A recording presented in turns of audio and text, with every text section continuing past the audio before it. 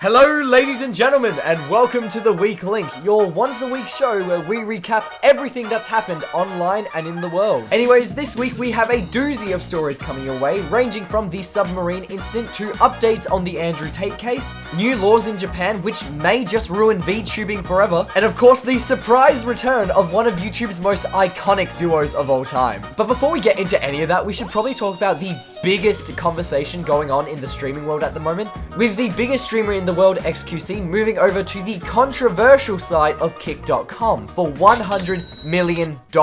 Now, for anyone that is unaware of what Kick is a streaming platform which started last year, and it is backed by Stake.com, one of the biggest gambling sites on the internet. And Kick itself isn't exactly the greatest streaming platform of all time, including one streamer who got their dick sucked live on stream thinking that that would be a good idea. What went through your mind, man? Anyways, Kick's reputation might be on the up and up now, with XQC, the biggest streamer in the world, being signed in a non-exclusive 2-year deal for Kick, with, like we said, $100 million at play here. And while it seems to have helped generate a bit more of a positive talk around Kick, there is still a lot of streamers which don't really trust the site. And because of this, there has been a massive debate around the ethics of going to Kick, with two of the largest streamers leading it being Pokimane and Hassan. What the debate has basically turned into is the Spider-Man pointing meme, where everyone's pointing at Kick being like, ooh, you're owned by Stake.com, that's not good. And then the people that support Kick go like, ooh, Twitch is owned by Amazon, they are also not good. Oh my god, it's...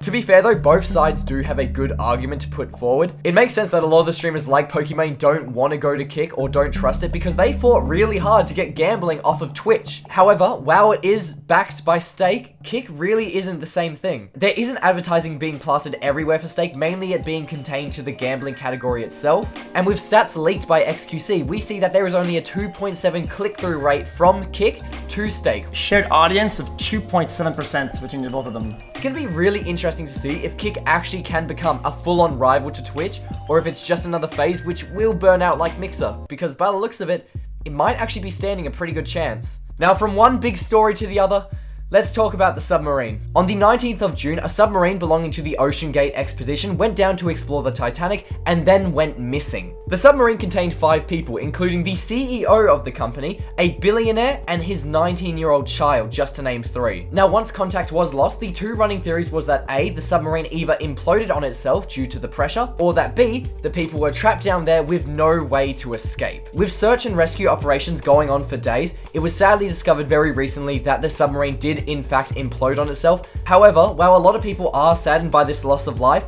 the conversation around the submarine and the company that run it have been a little bit less than positive. For one, a lot of people have been calling out OceanGate Expeditions because their submarine was definitely not up to code. Because of the high risks shown through this, lots of people did not feel sympathy for the billionaire whatsoever and said that, well, these guys got kind of what they asked for, an unsafe experience which tragically went wrong. However, the criticisms don't stop there, with lots of people being pissed that hundreds of thousands of dollars were being put into this search and rescue operation when it could be going to help people that didn't sign up for where they are. In fact, many people called out the American government for only caring about this case because of its media attention. Because of this, lots of people were making jokes about the submarine and even continue to do so, including a lot of people laughing at the stepson of the billionaire who was found to go to a Blink-182 concert while this was all happening, and also hit up an OnlyFans model to sit on his face, while of course also asking the public to keep his family in his thoughts and prayers.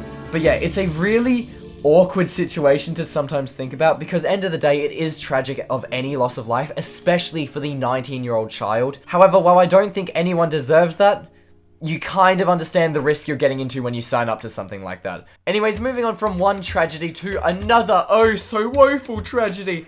Andrew Tate and Tristan Tate have finally been charged. Well, tragedy if you're an alpha male. Anyways, yes, as of this week, Andrew Tate and his brother Tristan Tate are officially being charged with multiple accounts, including sexual exploitation, rape, and human trafficking. However, if you're one of those people which are waiting for their downfall, Sadly, you're gonna have to wait a little while longer, with this case more than likely having to take several years. However, if you are an alpha male and a supporter of Andrew Tate, you can rest easy knowing that the brothers are not going down without a fight. The two brothers are continuing to plead innocence, and Andrew Tate is still dead set that this is all a big setup from the Matrix to silence him. Clearly someone very powerful tried his Hustlers University course and got 0 bitches, so now he wants revenge. That's the only explanation I can think of. Look, I like to stand by innocent until proven guilty, and if these two brothers truly did not do any of these things, then I truly hope that they are found innocent. However, if they're found guilty, I really hope the two fuckers get everything that's coming to them, so good luck, guys. I hope it all goes well for you. Anyways, let's bring the mood back down a little bit, sadly talking about a little bit of bittersweet news that hit the YouTube community this week. But sadly, Tfue announced this week that he will be officially stepping away from content creation to focus on his own life. In a very emotional video, the content creator poured his heart out, talking about how he wants to find more in life than just making videos and streaming for 6 to 8 hours a day. It's been a long fucking road, dude. I feel like I'm about to cry. Fuck. Tfue was met with a high amount of love and support from the community as content creators and fans alike wished him best in his future endeavors. However, this is when the sweet part starts to kick in, because while we sadly did lose one YouTuber, we gained back the best YouTube pairing of all time. That's right, ladies and gentlemen, drum roll please. Ian and Anthony are back, bitches! That is right, ladies and gentlemen, the OG pairing of Ian and Anthony have returned, rebuying SMOSH from Rhett and Link from Mythical Entertainment, and the rekindled best friends have stated that they are going back to OG SMOSH sketches starting next week on the 30th of June. 12-year-old me was crying when he saw this news, and I cannot wait to see where they go from here. Not to worry though if you're a fan of modern SMOSH and the current cast, because they're still going to be kicking it around on SMOSH Pit and SMOSH Games. So here's to hoping for a great return for the pair, and I'll see all of you guys on the 30th of June for their first video. If it's a food battle, I go apeshit. I'm just saying it now. Speaking of going apeshit, that is a seamless transition, I must say. Two of the world's biggest billionaires might actually be soon going at it in a fight. Elon Musk and Mark Zuckerberg have not had the best relationship, with Mark Zuckerberg wanting to make a rival for Twitter, and the two have been very clear about their little bit of standoffishness towards each other. And this little rivalry accumulated this week when Elon Musk called Mark Zuckerberg out for a fight, and it looks like it might actually be happening. The current UFC president has stated that there is actually a high likelihood the two might duke it out themselves in the Octagon arena, which if does happen, will more than likely be the biggest fight of all time. Personally, my money is 100% on Mark Zuckerberg. Not only is the guy a jiu-jitsu master, but he also has that whole lizard thing going on, so you know, if he's losing the fight to Elon, he can just go full Kurt Connors and just it's just easy money. I'm not a gambling man, but if I was, my money's on him. Alright, we've got one last news story for us to talk about, and look, I'm gonna be honest, this isn't exactly a new news story, but it's really just been coming to my attention more and more recently, and I want to talk about it, and fuck it, it's my show, and it's kind of important for us to talk about. So what's basically happening is that Japan is adding a new law, which is going to force businesses to give tax collectors personal information about people they have contracted, which, if this law does go through unchanged, is going to be a massive issue for VTubers who usually keep their personal lives very separate and private. Of course, this isn't just limited to VTubers, with a lot of mangakas too also liking to keep their privacy, and the reason that this is such a big deal is, well, to put it simply, anime fans are fucking wild. I'm allowed to say that. I own these figures. It is now my birthright. Who I am talking about is those entitled fans who will happily send death threats to creators because they feel entitled to the story that they want. And this extends to VTubers too. Lots of people think just because they subscribe that they are entitled to something from those creators, and will sometimes go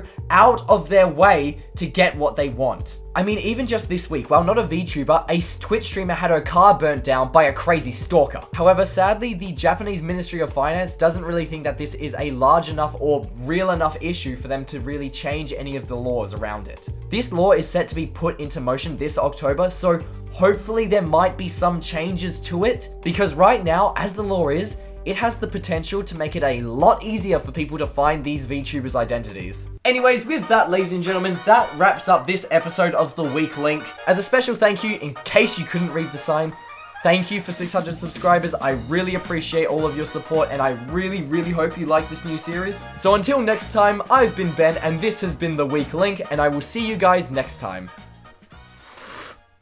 I can't can't reach the camera. I was gonna do the cool hand cover. I can't reach. Fuck. Well, this is awkward. Who wants coffee?